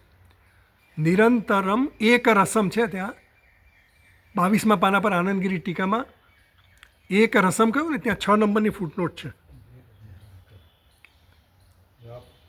નિરંતરત્વમ એવ વ્યાકરોતિ એક રસમ ઇતિ. એટલે એક રસ છે ને એનું એમણે સમજાવ્યું આપણને ટિપ્પણીકારે, એક રૂપમ ઇતિ યાવત. એક રસ એટલે શું, એક રૂપ છે. એક રસનો અર્થ શું લેવાનો, એક રૂપ છે. એટલે એના રૂપમાં કોઈ વિકાર આવતો નથી, બદલાતું નથી. સૂક્ષ્મ સ્થૂળ અંદર બહાર આવા કોઈ વિકાર એનામાં આવતા નથી. આ બધા વિકારો છે. જ્યારે કોઈ પણ પરિવર્તન થાય ને એને વિકાર કહેવાય. જ્યારે આપણામાં કંઈ પણ પરિવર્તન થાય એટલે આપણામાં વિકાર આવે. આપણે વિકાર હોય તો જ વ્યવહાર કરીએ. વ્યવહાર કરવો એટલે વિકાર આવવા જ પડે. એ વગર વ્યવહાર થાય નહીં. કરતાપણું એ વિકાર છે, ભોગતાપણું એ વિકાર છે. આ બધા વિકારો આવે તો જ આપણે કર્મ થઈ શકે, વ્યવહાર થઈ શકે. કારણ કે આત્મતત્વ કેવું છે? નિર્વિકારી છે. એટલે એની પારમાર્થિક સત્તા છે. આ બધી વ્યવહારિક સત્તાઓ છે ને એમાં બધા વિકારો જ છે. એટલે એમાં વિનાશ પણ છે, અનેકતા પણ છે, બધું જ છે. દ્વૈત છે. વ્યવહારમાં દ્વૈત હોય, આત્મતત્વમાં કોઈ દ્વૈત નથી. એ તો એક જ છે. એટલે એમ કહે છે કે એક રસમ ન સ્યાત માન અભાવાથી આપણે વાંચી લીધું. સ્યાત છે ને, સ્યાત ન સ્યાત, એમાં 7 નંબરની ટિપ્પણી છે. ન સ્યાત ન સ્યાત ઇતિ યત ક્વચિત વ્યાપિત્વ અવચ્છેદેન બાહ્યત્વમ. એટલે ક્યારેક આત્માને આપણે શું કહીએ છીએ? આ શ્રુતિ શું કહે છે કે આત્મા બાહ્ય બહુ સૌથી બહાર છે, બહારમાં બહાર છે, એટલે દૂરમાં દૂર છે. તદ અવચ્છેદેન એવ વ્યાપિત્વ, એટલે બહારથી બહાર છે, સૌથી દૂરમાં દૂર કીધું ને, દૂરાત શું દૂરે, દૂરથી પણ દૂર છે એમ કીધું. એટલે કે બહાર છે. તો બહાર છે એટલે શું સમજવાનું? શું? સર્વવ્યાપી છે. જે વસ્તુ વ્યાપક હોય એ જ બહાર હોય ને. સૂક્ષ્મ હોય તો કેવી હોય? સંકુચિત હોય. આ વ્યાપક છે એકદમ એમ કીધું. એવમ ક્વચિત સૂક્ષ્મત્વાત સૂક્ષ્મત્વ અવચ્છેદેન અંતરત્વમ, એટલે આત્મા સૂક્ષ્મ છે એમ કહેવાથી શું થયું? આત્મા અંતરતમ છે એવું કહેવા માગે. સૂક્ષ્મ કહેવાથી અંતરતમ કીધો અને વ્યાપિત્વ કહેવાથી બાહ્ય કીધો. બાહ્ય કહો એટલે સમજવાનું શું કે વ્યાપક છે. હા, અને અંતરતમ કીધો એટલે શું? એ અંતર કીધું એટલે શું? અંદર છે એટલે શું? શરીરની અંદર છે. જેમ પેલા ઘડાની અંદર કંઈક વસ્તુ મૂકીએ એવી રીતે અંદર છે એવું નથી. અંતરતમ એટલે સૂક્ષ્મમાં સૂક્ષ્મ છે. સર્વવ્યાપી પણ છે. જે સર્વવ્યાપી હોય ને, જે એકદમ વ્યાપકમાં વ્યાપક કોણ હોય? જે સૂક્ષ્મ સૂક્ષ્મ એ જ હોય. જેમ આપણે વ્યાપક આપણો વ્યાપ વધારીએ ને, જેમ વ્યાપ વધે કોઈ પણ વસ્તુ, જેમ હવે ધારો કે જળ છે તો જળને આપણે ગરમ કરીએ તો એમાંથી શું થાય? ઉકળે એટલે વરાળ થાય ને, તો વરાળ વધારે સૂક્ષ્મ થઈ, હલકી થઈ, સૂક્ષ્મ થઈ અને પ્લસ કેવી થઈ? વ્યાપક થઈ. વરાળને પાછી બનાવો તો વેપરમાંથી પછી જે કંઈ એનું વાયુમાં રૂપાંતર થતું હોય. વરાળમાં તો હજી ભેજ હોય થોડો ઘણો, પછી એ વરાળ પછી શું થઈ જાય? કન્ડન્સ થયા પછી જે, એટલે પછી કન્ડન્સ થાય ત્યાર પછી સોલિડ થાય. પણ વરાળ જે અંદર થાય ગેસ થઈ જાય, એનો વાયુમાં રૂપાંતર થાય ને, ગેસ થઈ જાય. એમ જેમ જેમ તમે એનો વ્યાપ વધે એમ એ સૂક્ષ્મ થતું જાય. એમ આ તત્વ કેવું છે? સર્વવ્યાપી છે. એટલે સૂક્ષ્મમાં સૂક્ષ્મ કીધું. આત્મ તત્વ કેવું છે? સર્વવ્યાપી કીધું અને સૂક્ષ્મમાં સૂક્ષ્મ કીધું. એટલે અંદર અને બહાર જે કીધું એની પાછળનો કહેવાનો અર્થ એવો જ છે. એ તત્વ કેવું છે? સૂક્ષ્મ સૂક્ષ્મ છે અને વ્યાપક છે.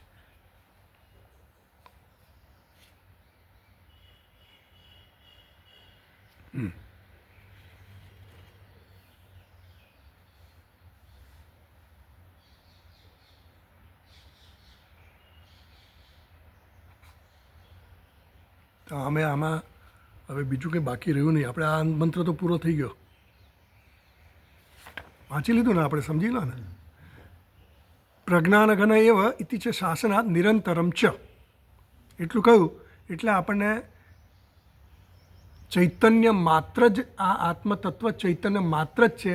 એમાં કોઈ પણ અવકાશ નથી, આકાશ નથી, કોઈ છિદ્ર નથી. એટલે નિરંતર છે, એક રસ છે. એ તત્વમાં કોઈ છિદ્ર નથી. એવું કહીને આપણને શું કહેવા માંગ્યા? કે આત્મતત્વમાં કોઈ વિકાર નથી. જ્યારે કોઈ પણ સ્પેસ હોય, આકાશ હોય, તો પણ એના પર કોઈ એટેક કરી શકે, કંઈ પણ શકે. એના સિવાય કંઈ છે જ નહીં. એટલે દ્વૈત છે નહીં. એ તત્વ કેવું છે? એક અદ્વિતીય તત્વ છે. એવું આપણે અનુસંધાન કરવાનું. હવે આપણે બીજો મંત્ર લઈએ આગળ. તો આનંદગીરી ટીકામાં કહે છે, તમારે આમાં કંઈ પૂછવું હોય તો પૂછી શકો, કંઈ ડાઉટ આપણે સમજવું હોય. સમજાય છે ને અરવિંદભાઈ? બરાબર છે. તો આપણે આનંદગીરી ટીકા વાંચીએ છીએ 23મા પાના પર. ઉક્ત આત્મજ્ઞાનસ્ય ફલમ વિધિ નિષેધ અતીત જીવન મુક્ત સ્વરૂપેણ અવસ્થાનમ ઇત્યાહ. હવે આ જે મંત્ર છે, છઠ્ઠો મંત્ર, એ મંત્ર શું કહેવા માગે છે? આ મંત્રનું કહેવાનું એવું છે કે પહેલા મંત્રમાં જે કીધું ને, આ જે આપણે વિસ્તાર થયો પહેલા મંત્રનો, તદે જતી તન્ને જતી અને અનેજ દેકમ મનસો જવી, આ બે મંત્ર જે આપણે જોયા ને, ચોથો અને પાંચમો મંત્ર, એ બંને મંત્રોએ આત્માના લક્ષણ કીધા કે આત્માનું અનુસંધાન તમારે કેવી રીતે કરવું. તો આત્મા કેવો છે? તો કે અનેજ એકમ નવ મનસો જવી હે નૈન દેવા આપનું વન, ઇન્દ્રિયોનો વિષય નથી, મનનો વિષય નથી, એવું કહ્યું. અને પછી અનેજ એકમ મનસો જવી એ કહ્યા પછી પાછું ફરી વાર કીધું તદે જતી તન્ને જતી તદ દૂરે તદ્વંતે, કે સૂક્ષ્મમાં સૂક્ષ્મ છે, સર્વવ્યાપી છે. આ બધા એના જે લક્ષણો કહ્યા, તો આપણને એ લક્ષણો આપ્યા છે એના માટે કે આપણે આત્માનું ચિંતન કરી શકીએ, આપણે આત્માનું ધ્યાન, એટલે જે આ નથી એને આપણે છોડતા જવું પડે, નીતિ કરવું. પણ જે કોઈ પણ વસ્તુને આપણે વ્યવહાર કરીએ તો આપણે વિચારીએ કે ભાઈ આ વસ્તુ છે તો હવે ચલિત છે, વિકારી છે, તો આપણે વિચાર કરવો પડે ને. વિકારી તો જેને હું અત્યાર સુધી આત્મા માનું છું, આત્મા એટલે શું? ચિત્ત સ્વરૂપ, આનંદ સ્વરૂપ, સુખ સ્વરૂપ. તો જેમાંથી હું સુખ શોધું છું, એ વસ્તુમાં સુખ છે કે નહીં એ મારે જાણવું હોય તો એના માટે મારે ચિંતન કરવું પડે કે સોર્સ આત્મા જે છે એ એક જ એવો સોર્સ છે, એક જ એવું શું કહેવાય સોર્સને, સ્રોત કહેવાય ને. એક જ સ્રોત છે. શેના માટેનો? આનંદ માટેનો, સુખ માટેનો.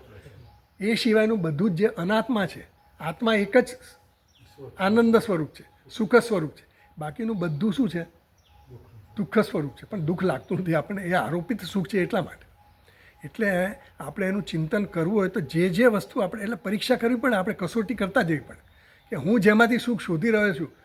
આપણે ધારો કે સંબંધોમાંથી સુખ, પુત્રમાંથી ને મિત્રમાંથી ને ધનમાંથી ને જળ ચેતન જે કંઈમાંથી આપણને સુખ મળતું લાગતું હોય, ખરેખર એમાં સુખ છે કે નહીં એનું આપણે વિશ્લેષણ કરીએ તો ખબર પડે. તો વિશ્લેષણ કરવા માટે આપણને આ બધા એના લક્ષણો કીધા કે સુખ આત્મામાં જ સુખ છે. તો આત્મા કેવો છે? તો કે આત્મા આવો છે, શુદ્ધ છે, ચૈતન્ય સ્વરૂપ છે. પછી કેવો છે? તો કે નિર્વિકારી છે, એમાં કોઈ વિકાર આવતા નથી, એક જ છે, સર્વવ્યાપી છે. તો એ દરેક વસ્તુ આપણે એમની કસોટી કરતાં નીકળતા જઈએ, પછી આપણે એમાંથી એને બાદ કરતા જઈએ. નેતિ કરે ને છે એ નેતિ આવી રીતે કરતા જઈએ, ત્યારે પછી જે તત્વ રહે તો કોણ રહે? પછી તત્વ કયું રહે? નેતિ કરો તમે દરેક વસ્તુ નામ રૂપને નેતિ કરતા જ. આમાં જે મને જોઈએ આમાં આ ચેતન નથી, આ તો જડ છે. પછી આ કેવું છે? આનંદ સ્વરૂપ છે, નથી, આનંદ સ્વરૂપ નથી, આ તો જડ વસ્તુ આનંદ આપી ન શકે. એમ આપણે નેતિ કરતાં ક્યાં અટકીએ? પછી ચેતનમાં અટકીએ. જે નેતિ કરનારો છે એ રહી જાય અને એ ચેતન તત્વ રહી જાય.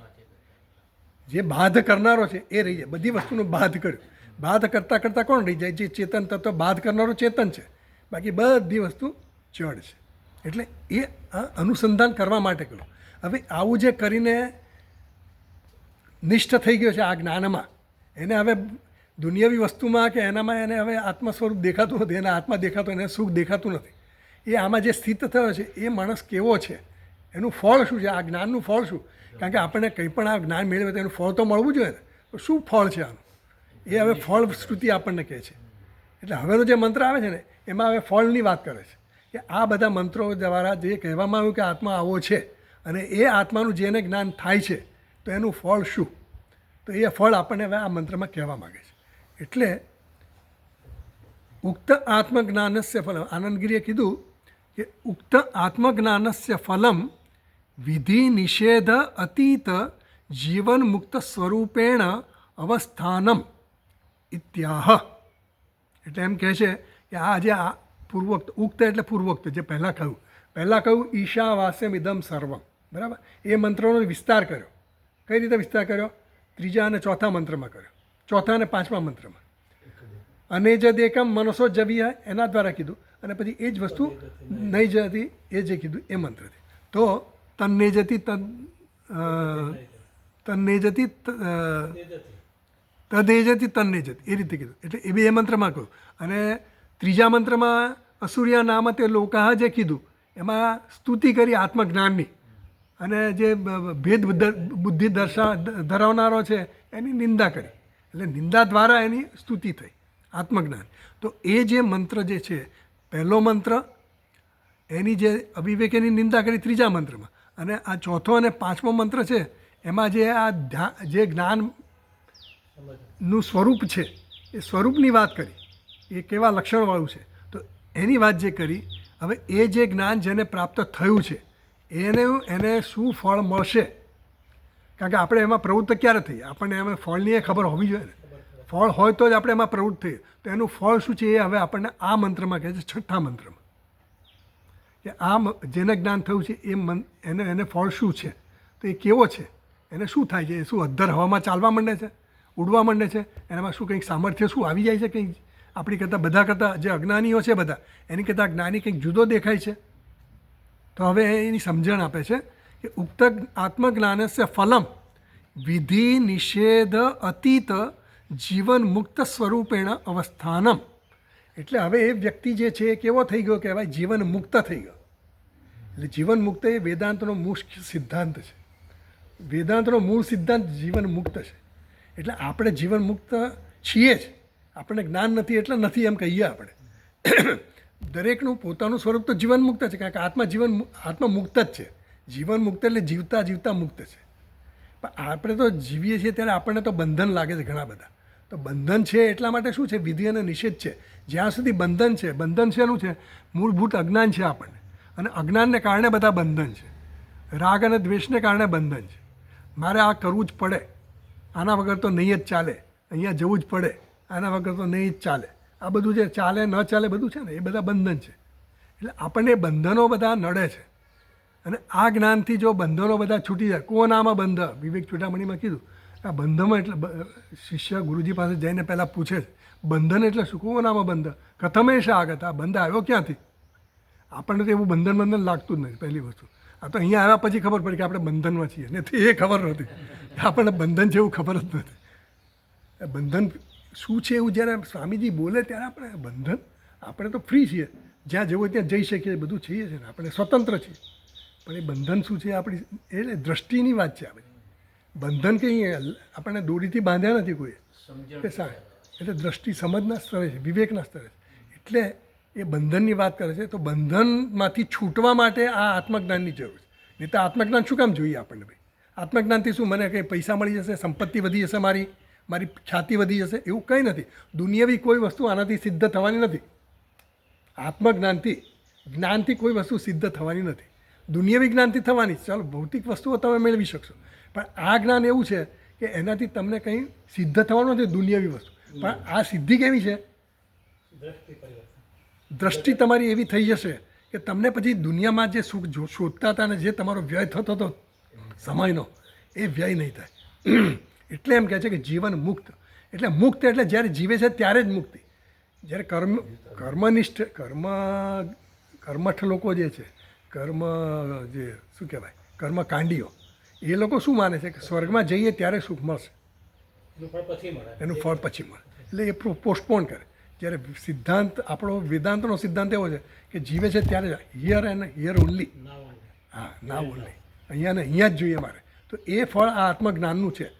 અને દરેકને અત્યારે મળે, રોકડું જોઈએ ને, આપણને તો ઉધારીમાં ચાલે નહીં. એટલે આપણે તો તાત્કાલિક જે મળે એ જોઈએ. તો એના માટે આ આત્મજ્ઞાન મેળવવાનું. તો કેમ મેળવવાનું, તો કે જીવન મુક્ત થવું છે ને તારે. તો તને બંધન નથી ખબર તો તને ખબર પડશે, આ વાંચીશ એટલે ખબર પડશે, સાંભળીશ એટલે ખબર પડશે, આનો અભ્યાસ કરીશ એટલે ખબર પડશે કે બંધન શું છે, કોણ આમાં બંધ, કથમેશા આગત, કથમ પ્રતિષ્ઠા, એ ક્યાં છે, એની સ્થિતિ ક્યાં છે, એ ક્યાં આમ ચોંટીને બેઠું છે, મોક્ષ કોને કહેવાય. આવા બધા પ્રશ્નો આપણને થતા નહોતા. આ તો વિવેક ચૂડામણીમાં પ્રશ્ન કર્યા ત્યારે આપણને સમજ પડે કે હા વાત સાચી છે, હાલ બંધન તો છે.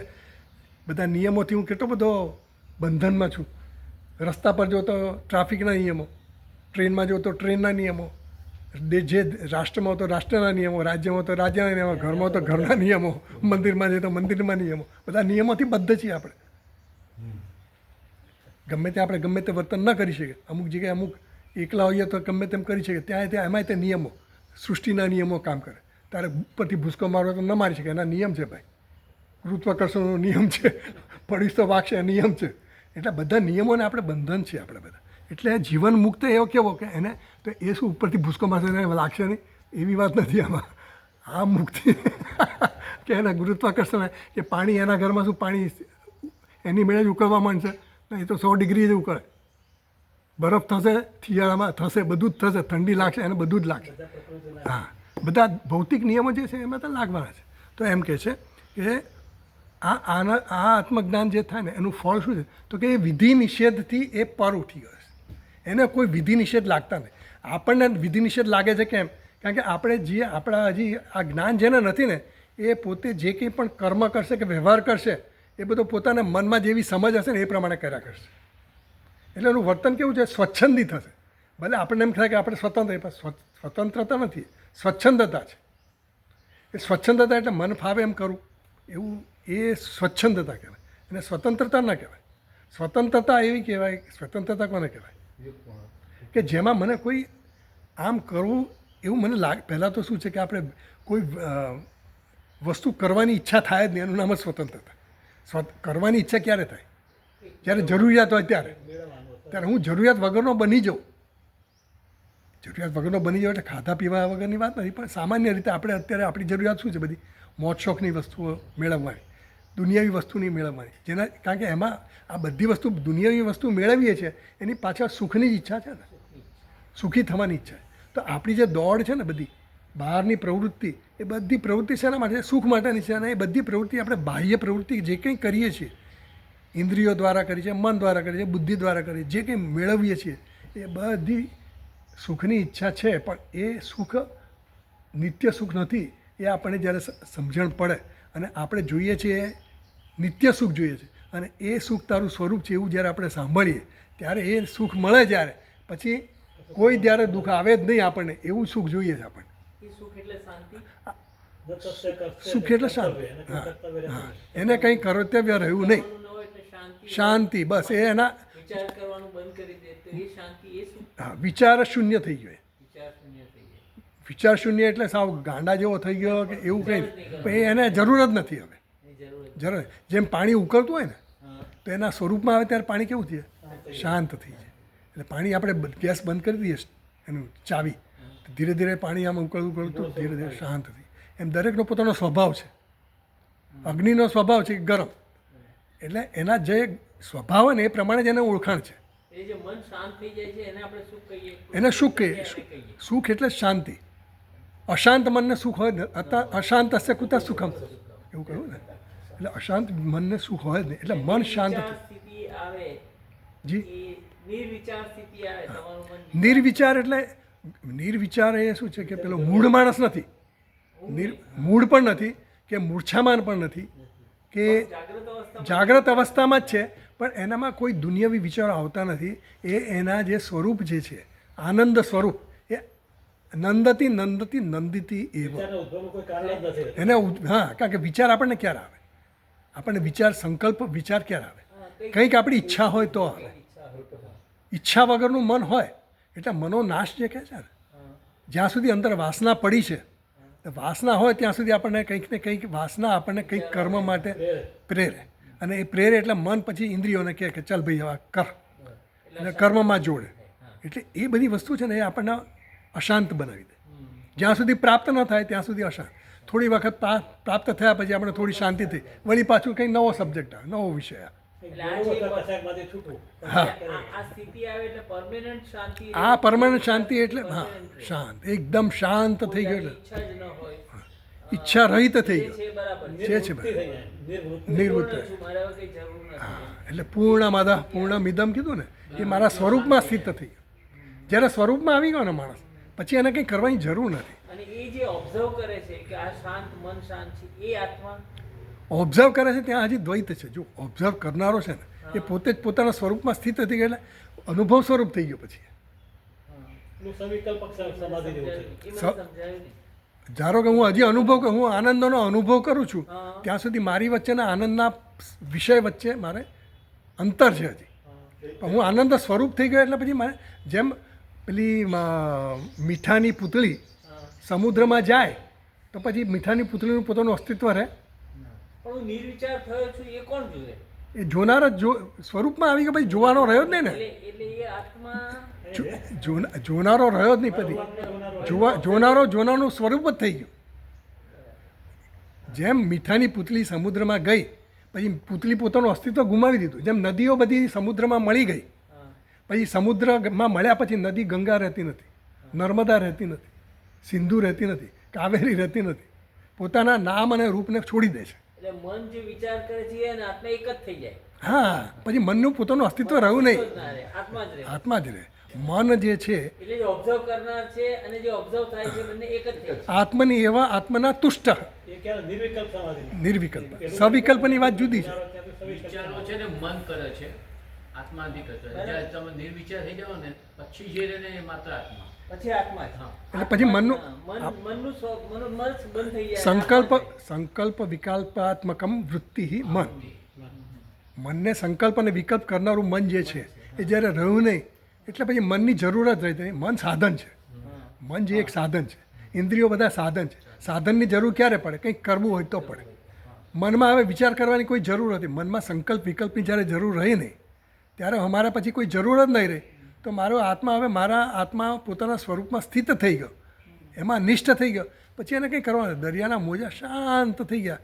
દરિયો કેવો છે? અંદર જેમ જેમ અંદર જઈએ એમ શાંત હોય. એટલે અમનસ્થિતિ આવે. હા, એટલે મનોનાશ અને વાસના કોઈ અંદર વાસના ક્યારે હોય? આપણે બધો અનુભવો હોય બધા વાસનાના સ્તરમાં હોય. અને વાસના જ્યાં સુધી હોય ત્યાં સુધી આપણા મનમાં કંઈક ને કંઈક જોઈને કંઈક ને કંઈક સાંભળીને કંઈ પણ આપણને એ તરફ આપણને આકર્ષે અને એ પછી કર્મ કરાવે. એટલે નિર્વિચાર સ્થિતિમાંથી પછી અમના સ્થિતિ આવે. અમના સ્થિતિ આવે એટલે એ જ પછી એ શાંત થઈ ગયો. પછી મનને કોઈ પ્રવૃત્તિ રહી નહીં. પ્રવૃત્તિ ના રહે. આજે મન પ્રવૃત્તિ ક્યારે કરે? જ્યારે સંકલ્પ વિકલ્પ થાય પછી કર્મમાં જાય. જ્યારે પછી એને કંઈ કરવા આપણે કોઈ પણ પ્રવૃત્તિ ક્યારે કરીએ? આપણે કંઈ જરૂર હોય, કંઈક એમ લાગે કે મારે કંઈક ફેરફાર કરવાની જરૂર લાગે, બહાર કે અંદર. હા. એ હવે જરૂર જ નથી રહી. હવે ફ્રીડમ ફ્રોમ ઓલ નીડ્સ એને કોઈ જરૂરિયાત રહી જ નથી. એ એમાં એવો નિષ્ઠ થઈ ગયો છે. એવી વ્યક્તિની વાત છે.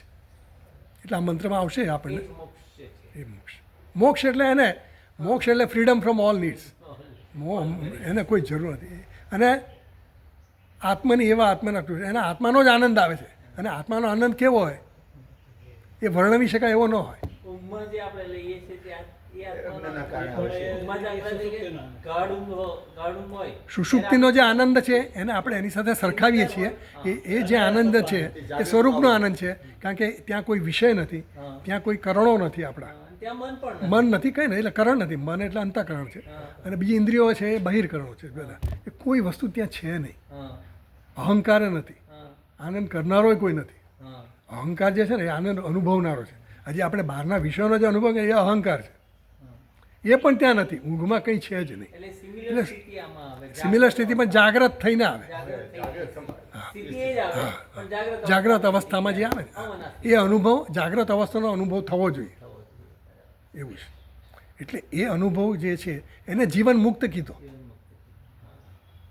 એટલે જીવન મુક્ત છે એટલે જીવતા જીવતા જ એને એ આનંદ છે. યોગરતો વા ભોગરતો વા ભોગરતો વા સંગરતો વા યોગરતો વા ભોગરતો વા સંગરતો વા સંગવિહીન. હવે તે વખતે ફિઝિકલ નીડ દાખલા કે ભૂખ લાગે. ફિઝિકલ નીડ જે છે ને એ નેચરલ છે. આ જે અમુક કલ્ટિવેટેડ હોય યસ. અને અમુક નેચરલ હોય. તો કલ્ટિવેટેડ એટલે કેળવાયેલી. આપણે કહીએ ને આપણને ખાવાનું જોઈએ તો પછી અમુક જ જોઈએ. પીઝા જ જોઈએ, ઢોસા જ જોઈએ એવું ફિક્સ ન હોય. એવું નહીં. ત્યારે ભૂખ સમાવવા માટે એને જે કંઈ કરવું પડે એ કરવું પડે. એ કરવું પડે. એટલે અમના સ્થિતિમાં પણ ભૂખ તો લાગે. અમના સ્થિતિમાં પણ તરસ તો લાગે.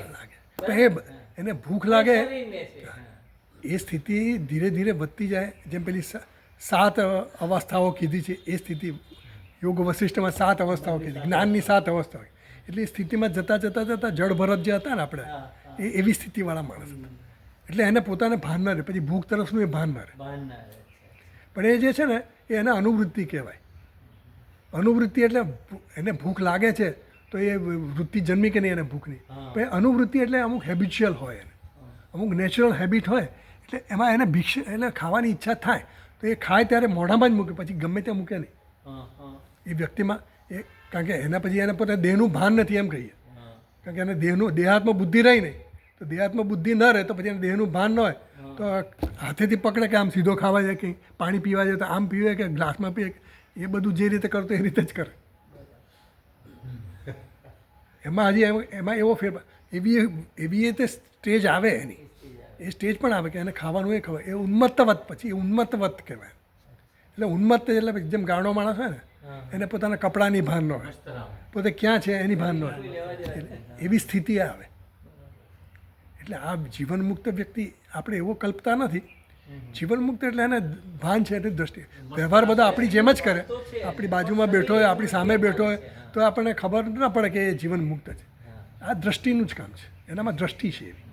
પણ એ પણ ખાવા માટે પ્રવૃત્તિ તો કરે. રમણ મહર્ષિ હતા, નહીં, એટલે શરીરના જે ભૌતિક ધર્મો છે ને એ તો અનુભવ. એને ભૂખ લાગે, એને ભૂખ લાગે એ માગે ખરો, ખાય ખરો, પણ એનો કોઈ સ્પેસિફિક પણ એનાથી એવું ના હોય. એનાથી એનામાં એના સુખમાં વધારો થયો એવું નથી, એવું ના કે એનાથી એ દુઃખી થયો એવું નથી. એવું ના એનાથી આપણને દુઃખી ન થાય. આપણે સુખી દુઃખી થઈએ. રમણ મહર્ષિ હતા એ બેઠા જ રહેતા હતા, એમને કંઈ નહીં. એને તો અહીંયા બધા કેન્સર હતું એમને ખરું, એને દુખતું હોય, બધું જ થતું હોય, 1000 વસ્તુઓ થતી હોય. એવા મહાત્માઓ થઈ ગયા બધા. ચિદાનંદ સ્વામી છે, ચિદાનંદ કે ચિન્મયાનંદ આઈ થિંક, આપણા શિવાનંદ આશ્રમના. તો એમને તો પરમધામમાં. હા ના આ શિવાશ્રમ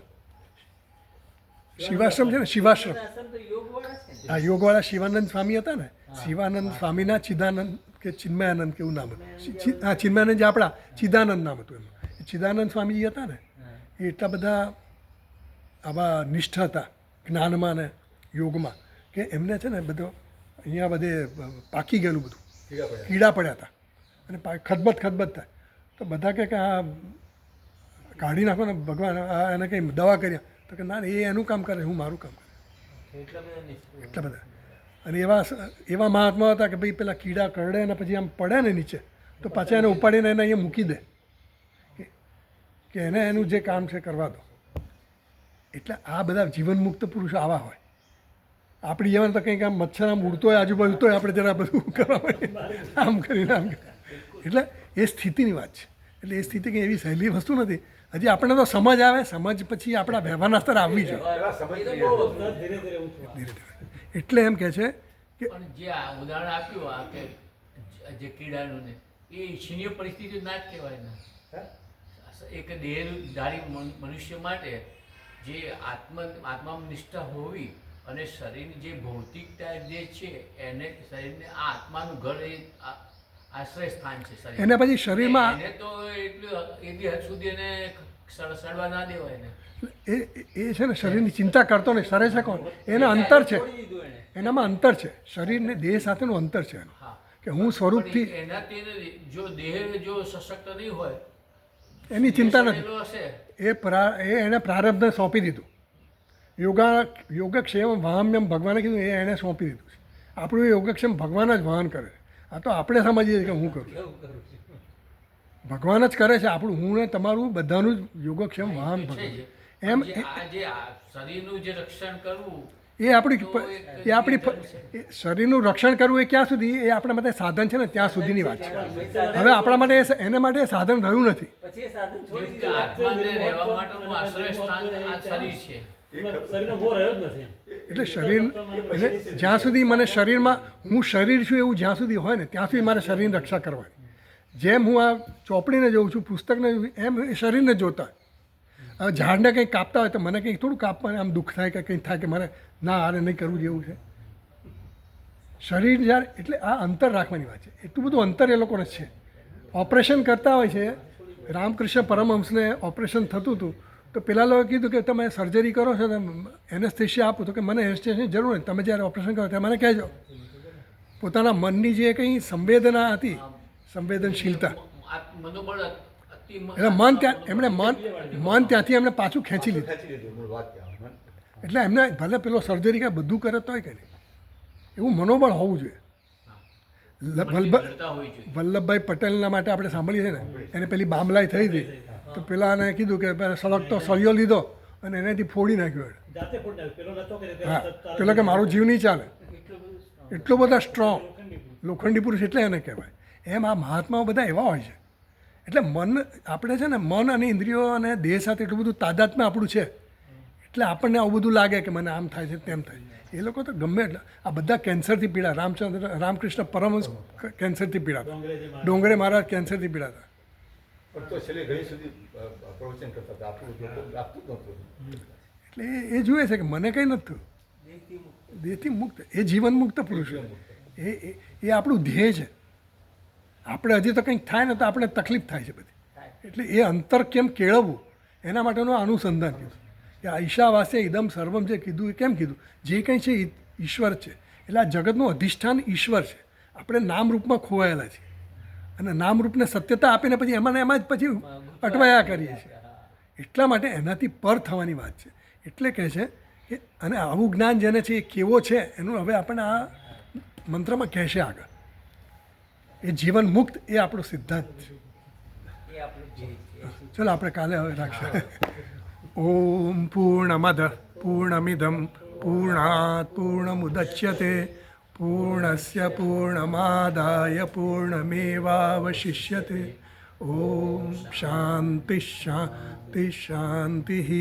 શંકરમ શંકરાચાર્યમ કેશવમ બાદરાયણમ સૂત્રભાષ્યકૃતૌ વંદે ભગવन्तૌ પુનઃ પુનઃ. ઈશ્વરો ગુરુરાત્મેતિ મૂર્તિભેદવિભાગિને વ્યોમવદ્વ્યાપ્તદેહાય દક્ષિણામૂર્તયે નમઃ. ઓમ શાંતિ શાંતિ શાંતિ. હરિ ઓમ શ્રી ગુરુભ્યો નમઃ.